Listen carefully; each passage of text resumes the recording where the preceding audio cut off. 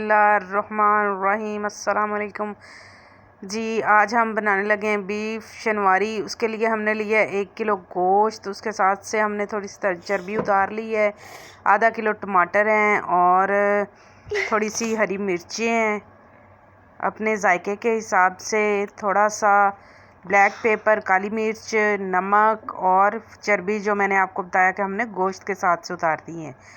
तो चलें अब हम इसको बनाना स्टार्ट करते हैं। हमने ली एक कढ़ाई, उसमें हम पहले नीचे जो चर्बी है उसकी बोटियों को रख लेते हैं, चर्बी को जोड़ लेते हैं ताकि हमारा गोश्त जले ना। इसके अंदर से जो घी निकलेगा वो भी बहुत मज़े का लगेगा।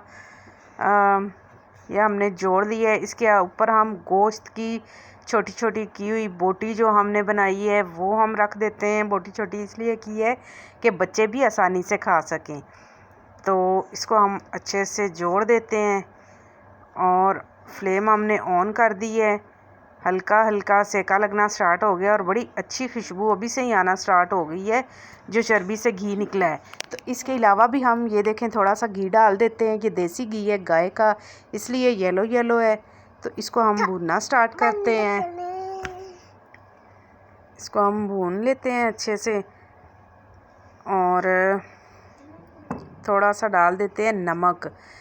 नमक हमने अपने जायके के हिसाब से डालना है, कम या ज़्यादा जितना आप खाते हैं। चलें 10 मिनट भूनते हैं। ये देखें इसकी कितनी प्यारी शक्ल अभी से ही निकल आई है। इसको नीचे ना लग गया हो, नहीं बिल्कुल भी नहीं लगा चर्बी की वजह से। अब हमने जो टमाटर लिए थे वो हम इस पे हाफ हाफ काट के जोड़ देते हैं और थोड़ा सा ना इस पे पानी डाल देते हैं इसमें, ताकि ये नीचे से लगे भी ना, गल भी जाए और टमाटर भी अच्छे से हमारे नरम हो जाएं। फिर हम इनका छिलका उतार लेंगे 10 मिनट बाद। चलें, हाँ अब देखें इसका छिलका हो गया नरम। ये पेट में गलता नहीं है मैदे में, इसलिए इसको हम अलग कर लेते हैं। छिलका अलग करके हम चम्मच से अच्छी तरह से इसको मैश भी कर लेते हैं। ये चलें, इसको अब हमने अच्छे से मैश करना है और भूनना है। फ्लेम ऑन ही है, तेज़ है फ्लेम कि अच्छी तरह भूनना है, पानी भी जल्दी खुश्क हो जाए। इस पे हम थोड़ा सा डाल देते हैं नमक और हरी मिर्च। किधर है, हरी मिर्च डालते हैं।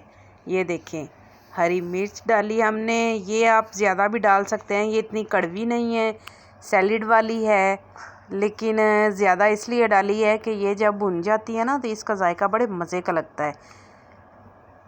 इसको थोड़ी देर हमने भूनना है। अभी से ही इसकी बड़ी अच्छी खुशबू आ रही है। अब थोड़ी सी हम इस पे काली मिर्च डालते हैं और इसको भूनते हैं। चलें जी, कढ़ाई हमारी तैयार हो गई है। मुझे दीजिए इजाज़त, मिलते हैं अगली वीडियो में। तब तक के लिए अल्लाह हाफिज़। थोड़ी सी हमने अदरक भी डाल दी है। अल्लाह हाफिज़।